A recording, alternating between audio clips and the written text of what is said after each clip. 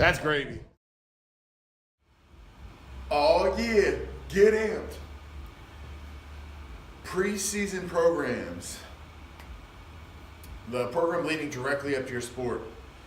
These programs aren't catch-all, like they aren't just to throw into a preseason program. Preseason programs are developed to follow off-season training. I mean, you're not going to get what you think you're going to get out of a 4-week program leading up into a softball season. You really need to grind and get ahead in that off-season program. Like, these things are going to be chronic adaptation. You want to build strength. You want to develop power. You want to build lean muscle mass. You want to harden the bone and the other connective tissues. You know, like, that's chronic adaptation. You want to develop quality of movement. Like, that's chronic adaptation.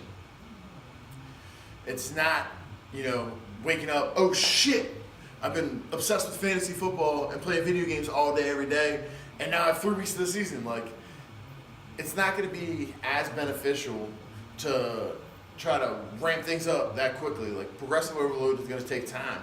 It's going to be adaptation over, you're going to get much more out of adaptation over months leading up into a year than you are of weeks leading up to the month. Preseason programs are meant to peak athletes. They want to have you as primed up and ready right before the season to rock and roll. And a lot of the off-season gains that are going to be made are going to be what makes you more durable and prevent injury, so you can stay on the field and show what you got, man, so you can perform at your peak. Athletes that are going to get the most out of strength conditioning programs are going to stay involved. Off-season is going to lead into a preseason. You're going to peak, you're going to be ready to rock, and then you're still going to put in work in the in-season, all right? A lot of athletes, it's starting to catch on through look what happens at college levels and professional levels. Like, at some level, you don't want to beat your team into the ground in the in-season with keeping them grueling and running. Like, if you can hold on to some explosiveness and hold on to some strength, hold on to that lean muscle mass through the season, like, that's going to be a game changer. So you need to think, if you really want to get involved in strength conditioning, the best thing to do is think long term. Don't think 3 to 5 weeks out.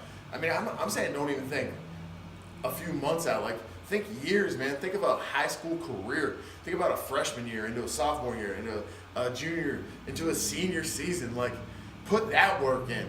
Think macro level. Don't stop breaking it into micro scales. Like, you need chronic adaptation over time. It's going to give you your best shot to succeed.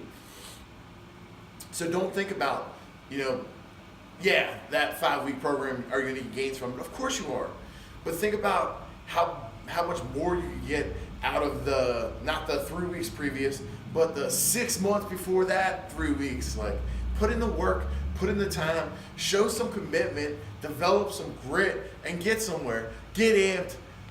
Peace.